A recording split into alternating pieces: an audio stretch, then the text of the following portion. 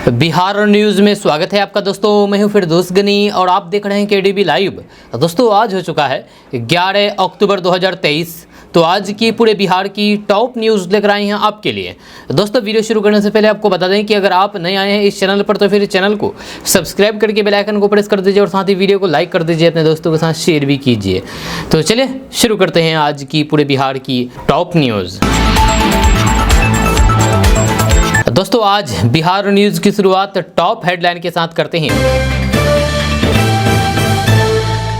तो बात करते हैं कि बिहार के सरकारी स्कूलों में काट दिए गए 5,40,000 बच्चों के नाम। विभाग का तर्क जानकर रह जाएंगे हैरान।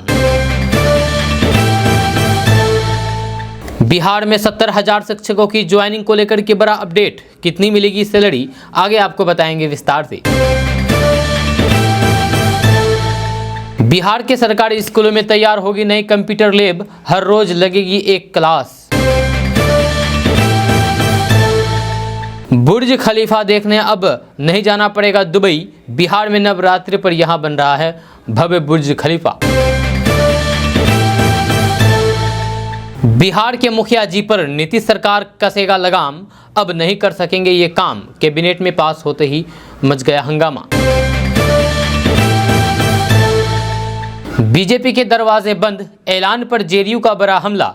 उन्हें नीतीश की हर पल जरूरत, परेशान भाजपा लगा रही है ये जुगाड़।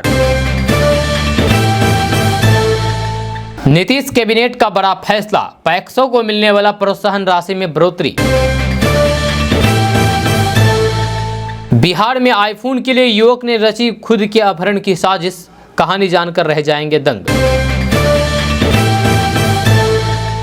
विपक्ष के ओबीसी कार्ड की बीजेपी ने निकाली काट, 2024 जीतने के लिए शाह ने बनाई टीम 24। सीएम नीतीश कुमार की अध्यक्षता में आयोजित कैबिनेट की बैठक खत्म, किन एजेंडों पर लगी मोहर, आगे आपको बताएंगे इस वीडियो में विस्तार से।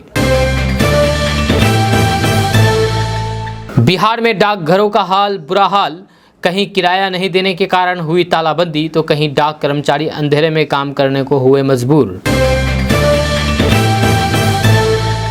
बीजेपी का मिशन 2024, 5 नवंबर को अमित शाह का बिहार दौरा। अब इस जिले में गरजेंगे केंद्रीय गृह मंत्री अमित शाह। बिहार की खूबसूरत महिला दारोगा के ड्यूटी करते रील्स वीडियो वायरल, मिलियन में है व्यूज। विभाग में मचा बवाल, जाने कौन है वो महिला, आगे आपको बताएंगे विस्तार से।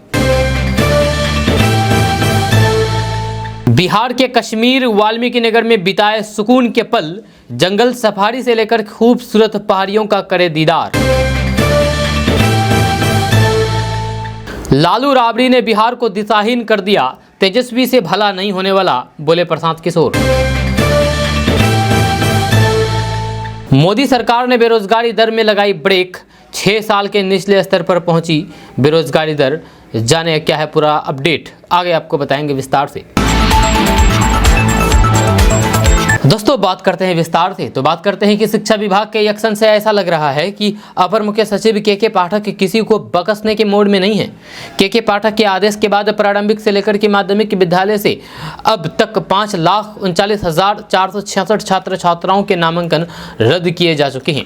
ये विद्यार्थी पहली कक्षा से लेकर के 12वीं कक्षा तक के हैं, जो सरकारी विद्यालय में नामांकन के बावजूद बिना सूचना के लगातार गैर हाजिर थे। जी हाँ, शिक्षा विभाग का मानना है कि इनमें दोहरे नामांकन लेने वाले विद्यार्थियों की संख्या अधिक होगी, जो पढ़ाई के लिए निजी विद्यालय में नामांकित है, लेकिन सरकार की लाभुक योजनाओं का लाभ लेने के लिए अभिभावकों ने उनका नाम सरकारी विद्यालय में लिखा रखा है।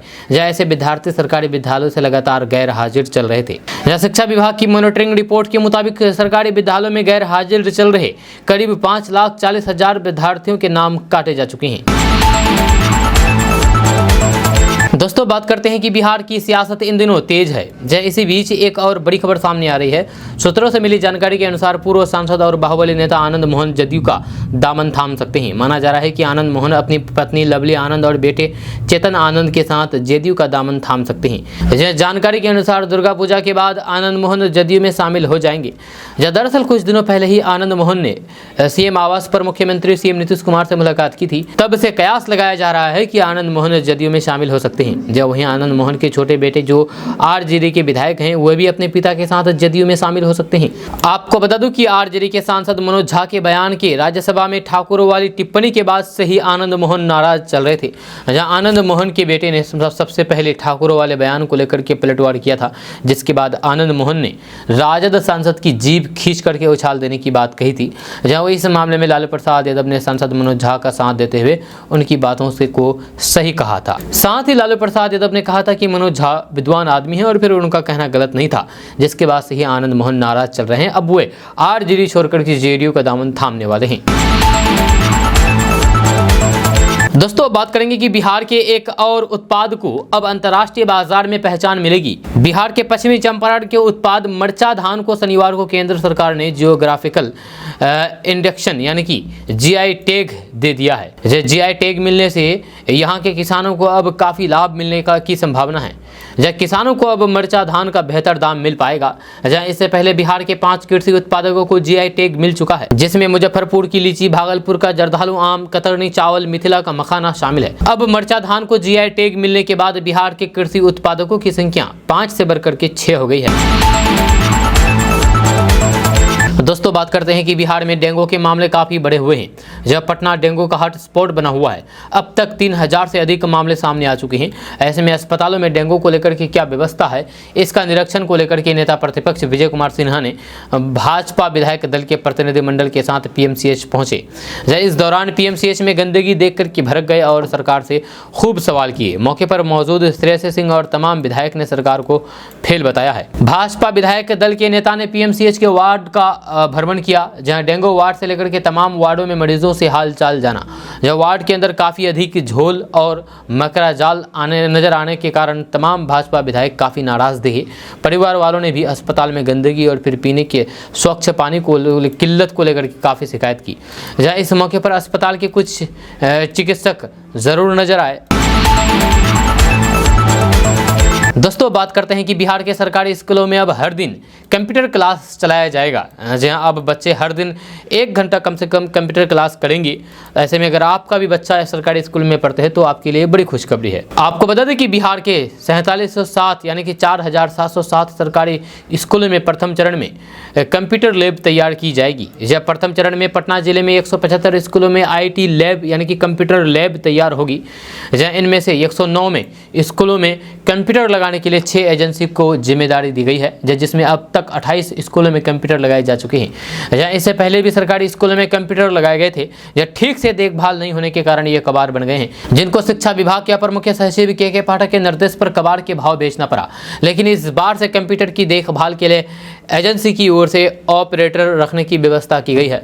एजेंसी को हाई स्कूल में 20 और मिडिल स्कूल में 10 कंप्यूटर लगाने हैं। जब पटना जिले में 175 सरकारी स्कूलों में कुल 2780 कंप्यूटर लगाए जाने हैं। जब सितंबर महीने से ही सभी विद्यालयों में कंप्यूटर लगाए जा रहे हैं। जहां अक्टूबर के अंत तक एजेंसी को कंप्यूटर लैब लगाने के लिए लक्ष्य निर्धारित किया है। दोस्तों बात करते हैं कि बिहार में हो रही राजनीति के बीच आरजेडी सुप्रीमो लालू प्रसाद यादव ने एक बार फिर से बड़ा बयान दिया है। जी हां, आरजेडी सुप्रीमो लालू प्रसाद यादव ने ट्वीट करके तंज कसा है। राजद सुप्रीमो लालू प्रसाद यादव ने सोशल मीडिया प्लेटफॉर्म एक्स पर पोस्ट करते हुए अपनी बात कही है। हाल ही में बिहार में हुई जातिगत जनगणना को लेकर के लालू यादव ने पोस्ट किया है। लालू यादव ने लिखा है कि जातिगत जनगणना के विरुद्ध जो भी लोग हैं वो इंसानियत, सामाजिक, आर्थिक एवं राजनीतिक बराबरी तथा समानुपातिक प्रतिनिधित्व के खिलाफ हैं। ऐसे लोगों में रत्ती भर भी न्याय के चरित्र नहीं होता है। किसी भी प्रकार की असमानता एवं गैर बराबरी के ऐसे समर्थक अनुयायी प्रवृत्ति के होते हैं जो जन्म से लेकर के मृत्यु तक केवल और केवल जन्मजात जातीय श्रेष्ठता के आधार एवं दम भर दूसरों का हक खाकर के अपने कथित श्रेष्ठता को बरकरार रखना चाहते हैं। कैंसर का इलाज सिर दर्द की दवा खाने से नहीं होता है, ये कहना है लालू प्रसाद यादव का। दरअसल जातिगत जनगणना को लेकर के बिहार में लगातार ये सवाल उठाए जा रहे हैं कि जारी किए गए आंकड़े सही नहीं हैं। कई नेताओं ने यहाँ तक कह दिया है कि उनके घर कोई टीम ही नहीं आई थी। ऐसे में कोई पड़ोसी या गांव के लोग कैसे सही जानकारी दे सकता है। इस तरह के उठाए जा रहे सवालों के बीच जवाब देते हुए लालू प्रसाद यादव ने ये ट्वीट किया है। आपको बता दें कि विरोधी नहीं बल्कि नीतीश कुमार की पार्टी जेडीयू के सांसद सुनील कुमार पिंटू भी जातीय गणना की रिपोर्ट पर सवाल उठा चुके हैं। जहाँ तेली साहू समाज की पटना में बैठक कर चुके हैं, जहाँ उनका कहना है कि जातिगत सर्वे की रिपोर्ट में गलतियों को लेकर के लगातार तेली साहू समाज के द्वारा कई शिकायतें आ रही है। जहाँ उनका कहना है कि उनकी गिनती नहीं हुई है। इस संबंध में बैठक में निर्णय लिया गया है कि एक कमेटी मुख्यमंत्री से मिले, मुख्यमंत्री को इसकी जानकारी दें। दोस्तों, बिहार के मुखिया जी पर नीतीश सरकार का अब लगाम लगेगा। आपको बता दूं कि त्रिस्तरीय ग्राम पंचायतों द्वारा कराए जाने वाले सभी विकास कार्य अब टेंडर से होंगे। जहां मुखिया जी अपनी मर्जी से किसी को का काम आवंटित नहीं कर पाएंगे। जहां हर कार्य के लिए टेंडर जारी होगा और जो सबसे कम पैसे में काम कराएगा उन्हें ही उसकी जिम्मेदारी मिलेगी। जहां पहली बार ये व्यवस्था बनाई जा रही है, इसको लेकर के पंचायती राज विभाग ने कार्य कोड बनाया है। जहाँ कार्य कोड पर वित्तीय विभाग की सहमति मिल गई है। जहाँ जल्द ही इस पर कैबिनेट की स्वीकृति ली जाएगी। कैबिनेट की मंजूरी मिलते ही इसे राज्य में लागू कर दिया जाएगा। जब पंचायत कार्य कोड लागू करने के बाद ग्राम पंचायत, पंचायत समिति तथा जिला परिषद बिना टेंडर कार्य नहीं करा पाएंगे। जब इस तरह मुखिया समेत कोई भी जनप्रतिनिधि अपने मन से किसी भी काम नहीं कर पाएंगे। वर्तमान व्यवस्था में विभागीय अनुमति से कार्य होते हैं, जहाँ इसमें सरकारी कर्मी एजेंसी के रूप में नामित होते हैं। जहाँ मुखिया और फिर संबंधित स्तर के कर्मी पदाधिकारी संयुक्त रूप से इस कार्य को तय करते हैं। जहाँ इसमें टेंडर की बाध्यता नहीं है। हालांकि 15 लाख के ऊपर के काम के लिए टेंडर जारी करने का नियम है, पर ये प्रभावी रूप से लागू नहीं हो पाता है। जहाँ अब तक जो नियम है उसके अनुसार एक ग्राम पंचायत को औसतन साल में 50 लाख रुपए विकास कार्यों के लिए मिलते हैं। जब वही पंचायत समिति और फिर जिला परिषद को इससे कुछ अधिक राशि मिलती है। अभी तक मनमाने तरीके से काम होता रहा है। टेंडर पर कैबिनेट का अप्रूवल मिल जाने के बाद इस पर पूरी तरीके से लगाम लग जाएगा। जहाँ नए नियम में तय किया जा रहा है कि विशेष परिस्थिति में साल में 3 काम पंचायत या फिर जिला परिषद बिना टेंडर के करा सकते हैं। जहाँ इन तीनों की लागत 25 लाख रुपए से अधिक नहीं होनी चाहिए। जहाँ इनमें भी पंचायत के स्तर से काम होंगे तो फिर प्रखंड के पदाधिकारी से अनुमति अनिवार्य होगी। जहाँ प्रखंड के कार्य को जिला स्तर से अनुमति लेनी होगी। विशेष परिस्थिति में प्राकृतिक आपदा आदि मामले हो सकते हैं। पंचायतों में मुखिया समेत अन्य प्रतिनिधियों द्वारा सड़क निर्माण, खेल मैदान, 4 दीवारी, नाली गली का निर्माण, तालाबों का जीर्णोद्धार, मिट्टी भराई, कचरा प्रबंधन, सोलर स्ट्रीट लाइट लगाना आदि का निर्माण कराया जाता है। अब ये सारे काम पंचायती राज विभाग और फिर मुखिया जी की देखरेख में टेंडर की प्रक्रिया से कराए जाएंगे। दोस्तों, बात करते हैं कि बिहार में मौसम काफ़ी तेज़ी के साथ बदल रहा है। जहां अगले 24 घंटे तक राजधानी समेत अधिकांश जिलों का मौसम शुष्क बने रहने की उम्मीद है। जहां उत्तर बिहार में सुबह से आसमान में बादल छाए रहे, जहां दिन में तेज धूप निकली। जहां इस दौरान गर्मी और फिर उमस ने लोगों की परेशानी बढ़ा दी है। विभाग ने अभी मौसम शुष्क रहने का पूर्वानुमान जारी किया है। जलवायु परिवर्तन पर डॉक्टर राजेंद्र प्रसाद केंद्रीय कृषि विश्वविद्यालय पूसा के अनुसार सोमवार को अधिकतम तापमान 34 डिग्री सेल्सियस दर्ज किया गया, जो सामान्य से 1.7 डिग्री सेल्सियस ज्यादा है। न्यूनतम तापमान 25.6 डिग्री सेल्सियस पर जाकर के थमा। वरिष्ठ मौसम वैज्ञानिक डॉक्टर ये सत्तार ने बताया है कि अगले 2 दिनों तक आसमान में बादल छाए रहेंगे। जब वर्षा की संभावना नहीं है, मौसम शुष्क रहेगा। इस अवधि में अधिकतम तापमान 32 से 34 डिग्री सेल्सियस के बीच रह सकता है, जबकि न्यूनतम तापमान 25 से 27 डिग्री सेल्सियस के बीच रहेगा। दोस्तों, आपसे एक सवाल है कि क्या आपके शरीर में भी कोई गांठ है और आप इसे अगर नज़रअंदाज करते हैं तो आप पहले इस खबर को देख लें, सुन लें, जान लें। क्योंकि हो सकता है कि वह गांठ कैंसर के गांठ हो, जब वह गांठ आगे चल करके कैंसर के रूप धारण कर ले, हो सकता है। हम आपको भी इस बारे में बताएंगे। तो बात करते हैं कि शरीर में कौन सी गांठ कैंसर की हो सकती है और फिर कौन सी सामान्य। इसका अंदाजा आमतौर पर कुछ लक्षणों के आधार पर लगाने की कोशिश की जाती है। अगर गांठ में दर्द होता है तो फिर उसे आमतौर पर लोग कैंसर की गांठ मानते हैं और स्पेशलिस्ट के पास जाते हैं। वहीं अगर गांठ में कोई दर्द ना हो तो फिर उसे सामान्य मान करके कई बार नज़रअंदाज कर दिया जाता है। ऐसा सही नहीं है, बिना दर्द की गांठ भी कैंसर हो सकती है। शरीर में गांठ के प्रकार और फिर लक्षणों को पहचान करके सही कदम उठाना बड़ी परेशानी से बचा सकता है। तो आइए इस बारे में डॉक्टर गौरव दीक्षित से बात करते हैं। डॉक्टर गौरव दीक्षित ने बताया है कि शरीर में गांठ बनने का कोई भी स्पष्ट कारण नहीं है। कभी कभी किसी छोटी बीमारी के कारण भी गांठ बन जाती है, कभी अनायास गांठ निकल आती है, कभी कभी मेटाबॉलिज्म में गड़बड़ी में शरीर में गांठ का कारण बन जाती है। आमतौर पर ज्यादातर गांठ शुरुआत में छोटी और फिर बिना दर्द की ही होती है। उस स्तर पर सतर्क रहा जाए तो फिर गांठ को बड़ी समस्या बनने से रोका जा सकता है। जब गांठ में दर्द हो या फिर ना हो, अगर उससे खून आने लगे तो फिर गंभीरता से जांच करानी चाहिए। दोस्तों, बात करेंगे कि नीतीश कुमार के लिए बीजेपी के सारे दरवाजे बंद हो जाने के भाजपा नेताओं के दावे पर जदयू के वरिष्ठ नेता विजय कुमार चौधरी ने झन्नाटेदार जवाब दिया है। जब वित्त मंत्री ने कहा है कि नीतीश कुमार से अलग होने के बाद से भाजपा भारी परेशानी में है, जब भाजपा को हर पल नीतीश कुमार की ज़रूरत महसूस हो रही है, नीतीश कुमार की हमेशा याद आती है। यही कारण है कि भाजपा के लोग कह रहे हैं कि नीतीश कुमार के लिए सभी दरवाजे बंद हो चुके हैं, पर उन्हें पहले ये बताना चाहिए कि उनके दरवाजे पर खड़ा कौन है। भाजपा के दरवाजे पर जाने की बात तो दूर, हम लोग तो उधर झांकने में भी कोई दिलचस्पी नहीं रखते। दरअसल बीजेपी के अमित शाह, जेपी नड्डा, सुशील मोदी, सम्राट चौधरी समेत कई नेता बोल चुके हैं कि अब नीतीश कुमार को कभी भी साथ में नहीं लाएंगे। वहीं पर विजय चौधरी पार्टी मुख्यालय में आयोजित मिलन समारोह में बोल रहे थे, जब भाजपा को छोड़कर के कई नेता जदयू में शामिल हुए। इस मौके पर विजय चौधरी ने कहा कि हम लोग ने साफ कर दिया है कि जदयू इंडिया गठबंधन में पूरी तरीके से मजबूती से है, आगे भी यह गठबंधन और मजबूत होगा। एक तरफ भाजपा के सहयोगी दल कहते हैं कि एनडीए गठबंधन में अगर नीतीश कुमार आएंगे तो फिर उनका स्वागत है। इसका मतलब है कि उन दलों में से ये कहलवाया जा रहा है। वही दूसरी तरफ भाजपा दरवाजे बंद करने की बात कहती है। ये दर्शाता है कि एनडीए गठबंधन में ही भारी विरोधाभास है। जो उन्होंने कहा है कि मुख्यमंत्री नेतृत्व में सभी दलों के प्रतिनिधिमंडल ने देश के प्रधानमंत्री नरेंद्र मोदी से मिलकर के देश भर में जातीय गणना कराने की मांग की थी। आज रोहिणी आयोग की चर्चा हो रही है, लेकिन हम लोगों ने उस समय ही कहा था कि रोहिणी आयोग की रिपोर्ट के आधार पर ओबीसी की जातियों को उप श्रेणियों में बांटा जाए। हम जानते हैं कि बगैर जातीय गणना की उप श्रेणी में बांटना मुमकिन नहीं है। दोस्तों, बात करते हैं कि नीतीश कैबिनेट की 10 अक्टूबर की बैठक में कुल 14 एजेंडों पर मुहर लगी है। नीतीश सरकार ने पैक्सों के प्रोत्साहन राशि में बढ़ोतरी कर दिया है। अगर पैक्स या फिर व्यापार मंडल समय रहते हुए 100% CMR की आपूर्ति करते हैं तो फिर पूर्व में दिए गए जाने वाले प्रोत्साहन राशि से 3 गुना अधिक मिलेगा। जी हाँ, पैक्स व्यापार मंडल द्वारा समय अनुसार CMR आपूर्ति करने पर सरकार ने प्रोत्साहन राशि को बढ़ा दिया है। वित्तीय वर्ष 2022 से ही चावल आपूर्ति के लिए दी जाने वाली प्रति क्विंटल 10 लाख रुपए की राशि को बढ़ा दिया है। 30 जून तक 100% CMR आपूर्ति करने पर 30 रुपये प्रति क्विंटल, 31 जुलाई तक 100% आपूर्ति करने पर 25 रुपये प्रति क्विंटल एवं उसके बाद 100% CMR आपूर्ति करने पर 20 रुपये प्रति क्विंटल की दर से अनुदान राशि का भुगतान स्वीकृत की गई है।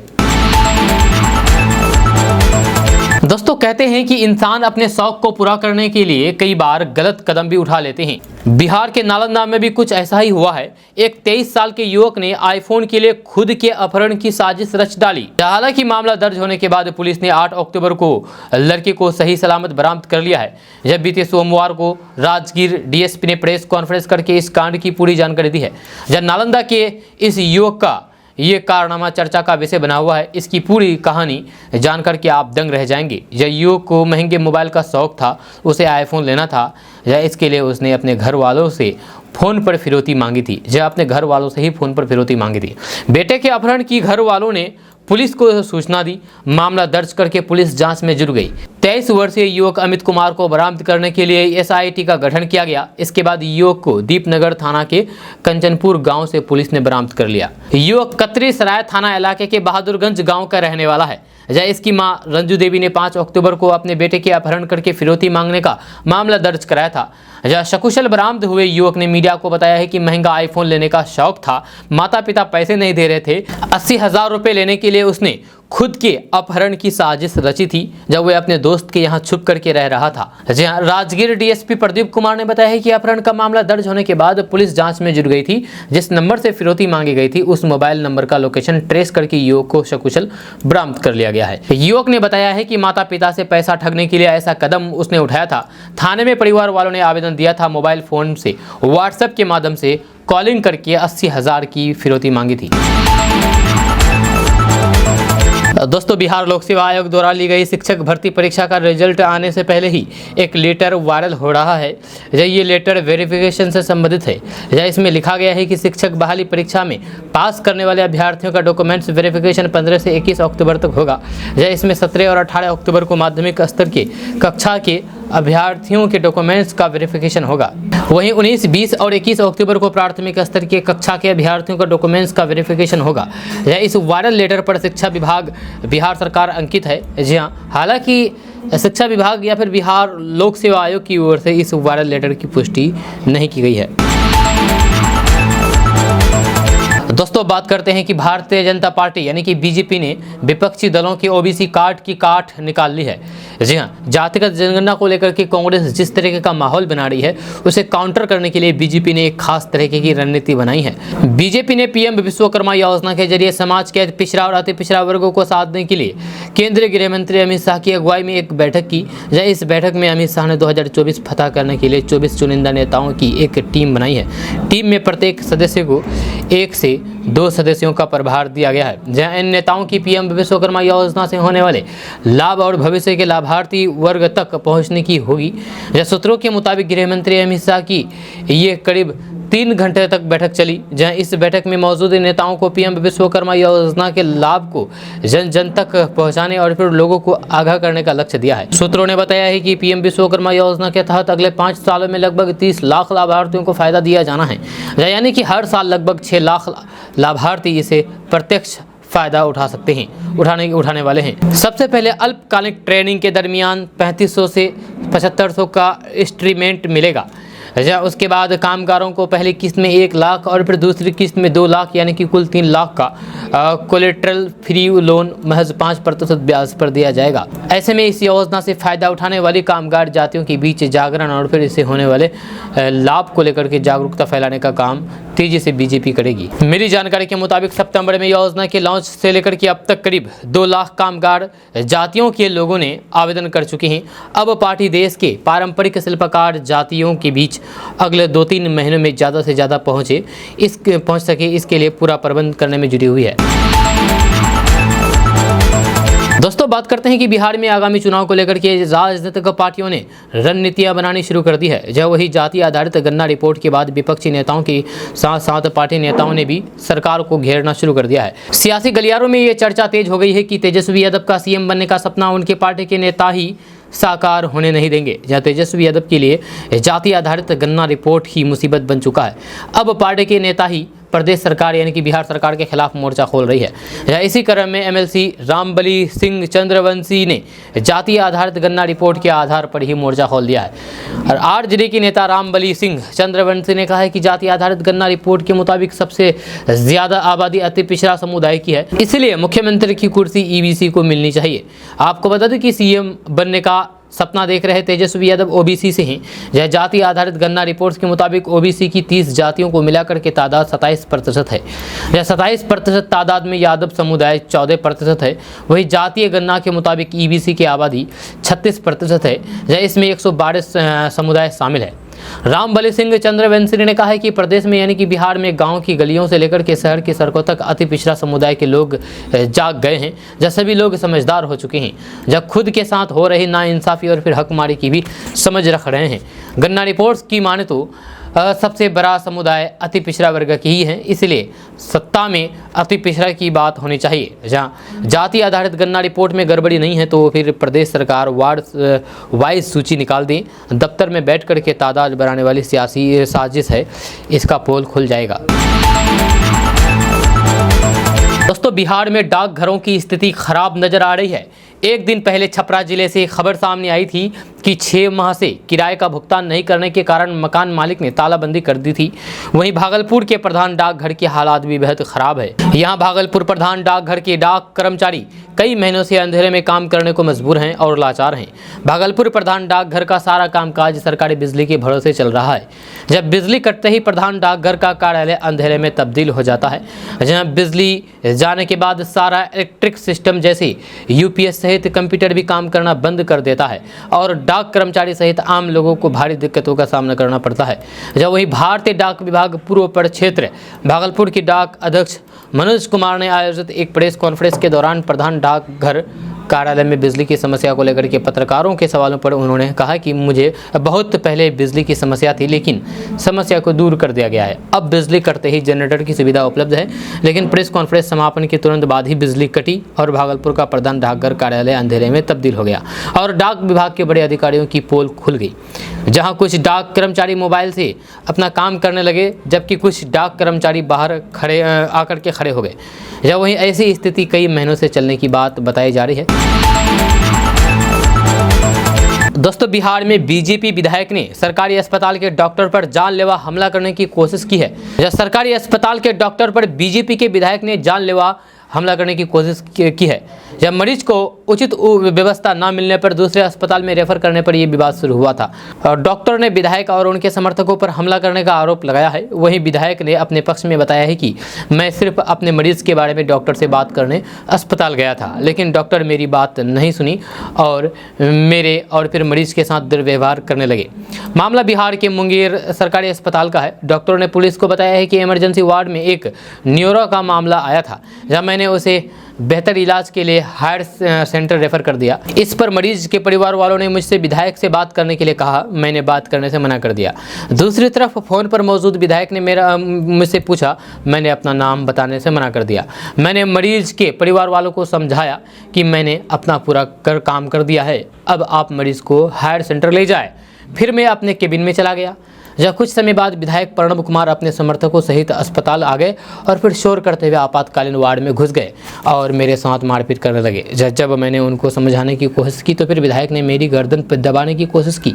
मैंने उनको बताया है कि उनके मरीज न्यूरो रोगी है और फिर अस्पताल में न्यूरो मरीज के लिए दवा नहीं है, इसलिए मैंने उन्हें हायर सेंटर के लिए रेफर कर दिया। इसके बाद विधायक और फिर उनके समर्थक मुझे गंभीर परिणाम भुगतने की धमकी देते हुए अस्पताल ले गए। वहीं दूसरी ओर विधायक ने पुलिस को बताया है कि मैं डॉक्टर को धमकी नहीं दे रहा था। मैं अस्पताल में एक मरीज के बारे में सुझाव लेने के लिए डॉक्टर से बातचीत करने चाह रहा था, लेकिन उसने मुझसे बात करने से इनकार कर दिया। विधायक ने पुलिस को बताया है कि डॉक्टर ने मेरे और मरीज के साथ दुर्व्यवहार किया। मैंने डॉक्टर के साथ किसी प्रकार की अभद्रता नहीं की। सम्राट चौधरी कौन है? सम्राट चौधरी का कोई हैसियत है क्या लालू जी पर कुछ भी बोलने का? उनका हैसियत है कुछ? सम्राट चौधरी का कुछ भी हैसियत नहीं है सम्राट का। सम्राट चौधरी तो खुद शकुनी मामा के पुत्र हैं जो महाभारत करवाए हैं, इसीलिए ये लोग कुछ भी बोलता है तो फिर उसका कोई फर्क नहीं पड़ता है। ये बातें मैं नहीं बल्कि बिहार सरकार के वन पर्यावरण मंत्री तेज प्रताप यादव ने कही है। दरअसल राजद सुप्रीमो लालू प्रसाद यादव ने एक ट्वीट करते हुए लिखा था कि कैंसर का इलाज सिर दर्द का दवा खाने से नहीं होगी। उनके बाद उसको लेकर के राजनीतिक गलियारों में जम करके विवाद हुआ। जब भाजपा के प्रदेश अध्यक्ष सम्राट चौधरी ने कहा है कि लालू खुद बिहार के लिए कैंसर है। जब बिहार में अगर अराजकता की स्थिति बनाने वाला अगर कोई नेता रहा है तो फिर वह लालू प्रसाद यादव है। लालू ने ही बिहार में जाति उन्माद फैला करके ये जो कैंसर की बात कर रहे हैं, सिर्फ और सिर्फ लालू प्रसाद ने ही ये स्थिति उत्पन्न की है। लालू प्रसाद ही बिहार की राजनीति के कैंसर हैं। लालू प्रसाद को तो अब पूजा पाठ में लगना चाहिए। नीतीश कुमार की कृपा से लालू सजा याफ्ता है, अब तो भगवान की शरण में चले जाएं। बिहार की राजनीति को बर्बाद करने वाला अगर कोई नेता बिहार में पैदा लिया है तो फिर वह उसका नाम है लालू प्रसाद यादव। ये कहना है बीजेपी नेता सम्राट चौधरी का। सम्राट चौधरी के इसी बात को लेकर के तेज प्रताप यादव ने कहा कि सम्राट चौधरी कौन है? सम्राट चौधरी का कोई हैसियत है क्या लालू जी पर कुछ भी बोलने का? उनका हैसियत कुछ भी नहीं है सम्राट चौधरी का। सम्राट चौधरी तो खुद शकुनी मामा के पुत्र हैं जो महाभारत करवाए हैं, इसलिए ये लोग कुछ भी बोलता है तो फिर उसका कोई फर्क नहीं पड़ता है। दोस्तों, बात करेंगे कि मिशन 2024 को लेकर के भारतीय जनता पार्टी यानी कि भाजपा ने अपनी तैयारी तेज कर दी है। लोकसभा चुनाव में बीजेपी का मुख्य फोकस बिहार पर है। यही वजह है कि केंद्रीय गृह मंत्री अमित शाह लगातार बिहार दौरे पर आ रहे हैं। आगामी 5 नवंबर को अमित शाह फिर से बिहार दौरे पर आ रहे हैं। अमित शाह आगामी 5 नवंबर को मुजफ्फरपुर में बड़ी रैली को संबोधित करेंगे। यह बिहार भाजपा इसकी तैयारियों में जुट गई है। दरअसल बिहार में बीजेपी के सत्ता से बेदखल होने के बाद से ही अमित शाह लगातार बिहार दौरे पर आ रहे हैं। बीते 16 सितंबर को ही अमित शाह मधुबनी के झंझारपुर पहुंचे थे और फिर लालू तेजस्वी के साथ उन्होंने आरजेडी पर जोरदार हमला बोला था। अमित शाह ने नीतीश कुमार को सचेत करते हुए कहा था कि तेल और पानी का मिलान कभी नहीं हो सकता है। आरजेडी की तुलना तेल से करते हुए अमित शाह ने कहा था कि तेल अगर पानी में मिल जाए तो उसे गंदा कर देता है। 1 साल के भीतर 7वीं बार अमित शाह बिहार आ रहे हैं। मुजफ्फरपुर में अमित शाह रैली के लिए स्थल का चयन किया जा रहा है। अमित शाह की रैली के लिए स्थल का जगह का चयन किया जा रहा है। जब पार्टी के नेता और फिर कार्यकर्ता रैली की तैयारियों में जुट गए हैं। अमित शाह के बिहार दौरे को लेकर के बीजेपी कोर कमेटी की बैठक आयोजित की गई, जिसमें बिहार बीजेपी के प्रदेश अध्यक्ष सम्राट चौधरी समेत तमाम बड़े नेता शामिल हुए और अमित शाह के आगमन से जुड़ी हुई तैयारियों की समीक्षा की गई। उधर अमित शाह के एक और दौरे की खबर से विपक्ष खेमे में खलबली मची हुई है। दोस्तों, बात करेंगे कि जाति आधारित गणना के बाद जातियों के नाम पर उन्माद फैलाने और फिर लोगों को उकसाने वालों पर पुलिस मुख्यालय नजर रख रहा है। जहाँ इंटरनेट मीडिया पर ऐसे पोस्ट करने वालों पर पुलिस मुख्यालय की इंटरनेट मीडिया यूनिट नज़र रख रहा है। जहां पुलिस मुख्यालय के एडीजी जितेंद्र सिंह गंगवार ने ये जानकारी दी है। इंटरनेट मीडिया पर कई यूट्यूब और फिर फेसबुक पर जातियों के नाम पर उन्माद फैलाने वाला पोस्ट किए जाने के सवाल पर एडीजी ने कहा कि ऐसे लोगों से पुलिस सख्ती से निपटेगी। इंटरनेट मीडिया पर उन्माद की कोशिश जाति के नाम पर हो रहे हो या फिर किसी अन्य के नाम पर, इसकी 24 घंटे निगरानी की जा रही है। ऐसे लोगों को चिन्हित करके कड़ी कार्रवाई की जाएगी। आगामी पर्व त्योहारों को लेकर भी इंटरनेट मीडिया पर साइबर पेट्रोलिंग हो रही है, जिलों को भी अलर्ट किया गया है। पुलिस एडीजी जितेंद्र सिंह गंगवार ने साइबर अपराध की दुनिया में आने वाले युवाओं से अपील करते हुए कहा है कि ऐसा युवा तकनीक का इस्तेमाल समाज की भलाई के लिए सकारात्मक चीज़ें में करें। अगर कोई परेशानी या फिर मार्गदर्शन चाहिए तो फिर जिले की एसपी से भी मिलकर के अपनी बात रख सकते हैं।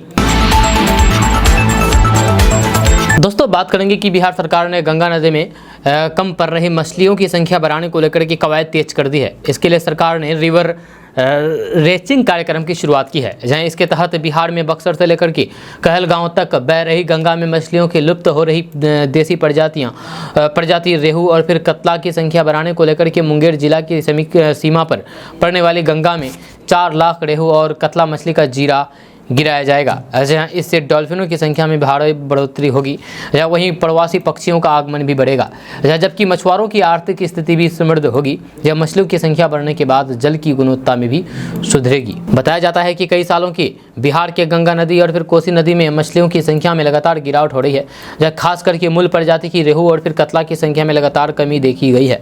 इसके बाद सरकार ने इसे लेकर के सर्वे कराया है। जिला मत्स्य पदाधिकारी मनीष गोस्वामी और फिर मत्स्य प्रसार पदाधिकारी राजेश कुमार ने सर्वे किया है।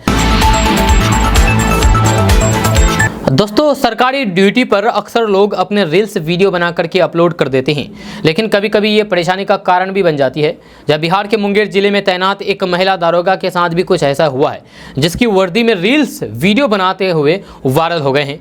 2021 बैच की दारोगा की सोशल मीडिया पर फॉलोअर्स की संख्या भी लाखों में है, साथ ही उनके हर पोस्ट पर मिलियन में व्यूज मिलते हैं। लेकिन सोशल मीडिया पर वायरल पोस्ट के बाद अब जिले के पुलिस कप्तान ने ड्यूटी पर रील्स वीडियो बनाने को लेकर के कार्रवाई के निर्देश दिए हैं। वहीं विवाद बढ़ने के बाद अब महिला दारोगा ने भी अपना पोस्ट डिलीट कर दिया है। दरअसल इन दिनों लोगों के बीच सोशल मीडिया पर रील्स बनाने का एक नया ट्रेंड चल पड़ा हुआ है। वहीं पर इन दिनों मुंगेर जिला के बरियारपुर थाना में पदस्थापित दारोगा पूजा कुमारी सोशल मीडिया पर छाई हुई है। रील्स बनाने के शौकीन बरियारपुर थाना में पदस्थापित एसआई पूजा कुमारी के ऊपर काम में ज़्यादा रील्स बनाने की चिंता अत्यधिक रहती है। ये महिला पुलिस अधिकारी इंस्टाग्राम अपनी ड्यूटी के दौरान पुलिस वर्दी के अलावा पेट्रोलिंग और फिर ऑफिस कार्य में अपने मोबाइल से रील्स बनाते हुए इंस्टाग्राम सहित विभिन्न सोशल मीडिया पर तरह तरह का वीडियो बना करके अपलोड करती है।